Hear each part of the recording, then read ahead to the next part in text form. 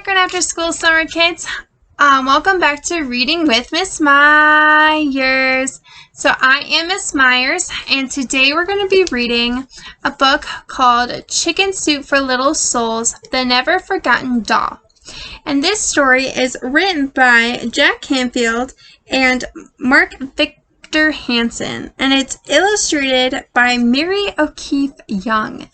So this story is really cute. It's about this little girl who gets babysat by this old woman, and she likes to tell her stories about her childhood and getting to experience all of it.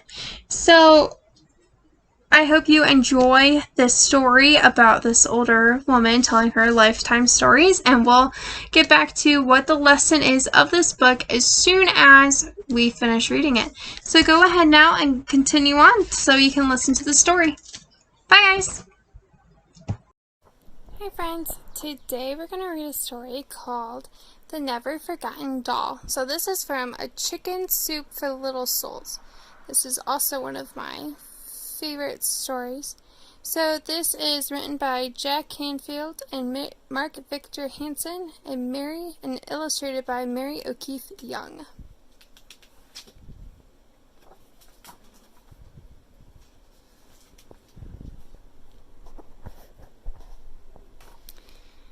"Ellie, what a surprise!" said Miss Maggie when she opened the door.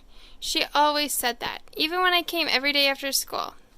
"I've just made cookies," she said. "Will you help me eat a few?" Miss Maggie was the best sitter I ever had, and I had a lot. Mom called her my adopted grandmother. But I didn't know you could adopt a person so old.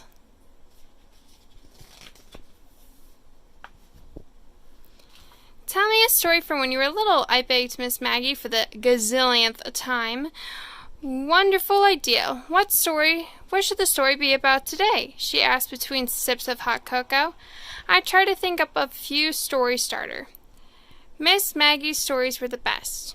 "I know," I said. "Tell me about your favorite toy." Miss Maggie thought for a moment, then frowned. "I should warn you, this one isn't a happy story." "It's okay. Tell me," I said.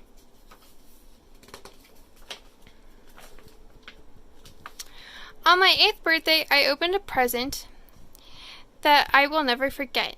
She was the most beautiful doll I had ever seen. Her big blue eyes opened and closed on a real china face. She wore a fancy white dress with a lace trim, and her long blonde brown hair was tied back with a pink satin ribbon. Owning a doll like that was a dream come true for a poor farm girl like me.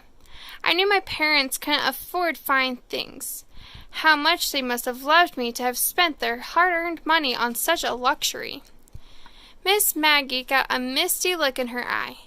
I was extra careful with her all morning. Dolls back then were very fragile. Their faces were made of most delicate china. I still remember how magical it felt just to hold her. She was the most wonderful thing I have ever owned. My mother lit the candles on my birthday cake and called me to the kitchen. I later didn't lay down on the hallway table, but as I went to join my family for my birthday song, we heard a crash. I knew without looking that my precious doll. Her lacy dress had hung from the table just enough for my baby sister to reach up and pull on it. When I ran to the hall, there was my doll, her face smashed into pieces. My mother tried to glue her up, but couldn't be done. She was gone forever. I never had seen a look like that on Miss Maggie's face. I wrapped my arms around her neck and hugged her tight. The rest of the day we practiced my spelling words and playing games. But I couldn't stop thinking about how unhappy Miss Maggie had looked remembering her broken doll. Later that night, Mom said Saturday is Miss Maggie's birthday. Why don't I bake her a cake and bring it over there? "Oh, Mom, that's perfect," I said. "Miss Maggie was sad today, but that's just a thing to cheer her up." The next day after school, I found an even better thing. I was walking to Miss Maggie's just like always when I saw a doll in the window of Milligan's Collectibles. She looked really old and had on a white lacy dress. Her hair was blonde, not brown, but there was no pink satin ribbon. But I thought Miss Maggie might like her anyway. I went in and asked Mr. Mulligan, the doll in the window, do her eyes open and close? Mr. Mulligan said, yes, they do, but that's not a doll for little girls like you. That's an antique. Grown-ups collect them. Oh, it's not for me. I want to buy the doll for my friend, Miss Maggie, I explained. That's an awfully expensive present. Maybe Miss Maggie would like one of these embroidered blinkies or hankies instead. Mr. Mulligan held up a dumb white handkerchief with flowers on it.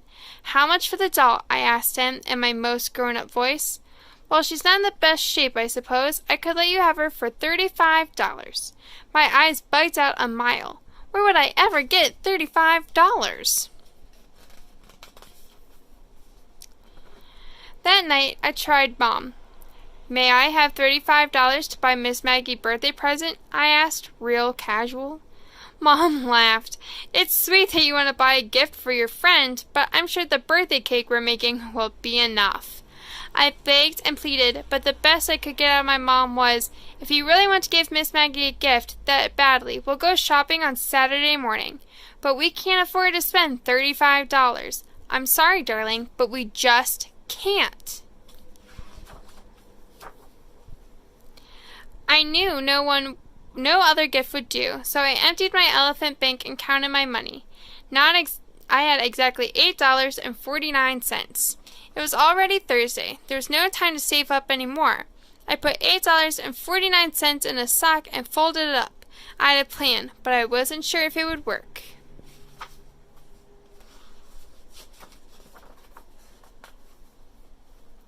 On Friday after school, I went to Mr. Mulligan's. I really need that doll, Mr. Mulligan, I said. I have $8.49 to pay you right now, and I will help you out in your store every weekend until I paid off the rest, which will probably be forever. Mr. Mulligan scratched his head. After you asked about that doll yesterday, I went to take another look at her. And it's the darndest thing. She's more damaged than I thought. One of my workers must have laid her head on some wet wood stain. The back of her hair is just ruined. I don't know who's going to pay that much for her now. I reckon if you need her that badly, I consider $8.49 a fair price. You've got a deal, I shouted. When Mr. Mulligan took down the doll and showed me her ruined hair, I got the best idea ever. The time passed slowly at Miss Maggie's that afternoon. When she asked me what was in the bag, I told her it was a secret and she mustn't look inside. Aren't you mysterious today? She teased. When I got home, I raced to my room. I unwrapped the doll. I took out my brown magic marker. I laid the doll down and spread out her hair on a piece of construction paper. Then very, very carefully, I colored all of her blonde hair brown. The stain part disappeared, and she was even more like Miss Maggie's doll than I remembered. There was only one thing missing. I knew where to get it. I took my favorite and only party dress out of my closet and laid it on my bed. There, right at the neck, was a pink satin ribbon. I cut it off with my safety scissors, being careful to cut just the threads that held it on, and not the dress. I tied it into my doll's new hair, and she was perfect. But what would Mom say when she found about my dress? On Saturday, we went to see Miss Maggie. Allie, what a surprise, she said. For once, I think I meant it. Mom and I marched in singing happy birthday to you. I could hardly wait until the song was over to give Miss Maggie her present.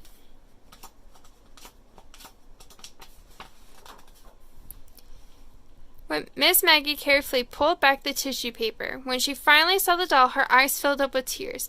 Ellie, she whispered, where on earth? Is she close? I asked. Is she like the doll that you got broken? She's exactly like my doll, Miss Maggie said, without once taking her eyes off the present. But where did you ever find her, and how did you ever afford her? Mom was looking at me like she wanted to know the same thing, so I told him the whole story. When I got to the part about my dress, I asked Mom, are you mad? My mom squeezed my hand, and her voice cracked when she told me, no, sugar, I am not mad. A tear ran down Miss Maggie's face, and she said, now I know how it is possible that this doll looks just like the one I held in my arms exactly 80 years ago today. Both dolls were given from pure love, and love, wherever it comes from, always looks the same.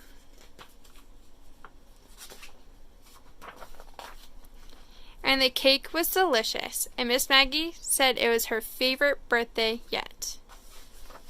The end. Hi friends, welcome back to this portion of our book. So we have finished reading it, and now I want to talk to you a little bit about the story. So the lesson of the story happens at the end. So at the end of the book, she talks about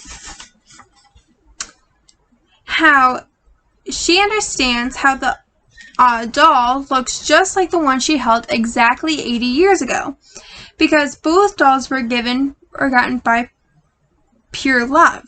And love, wherever it comes from, always looks the same. So there are so many different forms of love. There's love that you get from your parents or guardians. There's love that you get from your family, from your friends, from your teachers, and other people that support you and care about you. They love you. So because there's so many different types of love, it tends to always look the same. They're caring about you, they care about where you are, they care about what's happening to you, and that's what it means by it always looks the same. So, now that we've read this book, today for your little activity, I want you to draw me a picture of your favorite toy. And that is what I want. So when you're done, draw me a picture, put it up on our slides, and write your name by it. So that way I know, and you know, that that's your picture. So I hope you enjoyed reading the story, The Never Forgotten Doll, because it was one of my faves. Alright guys, I'll see you soon. Bye!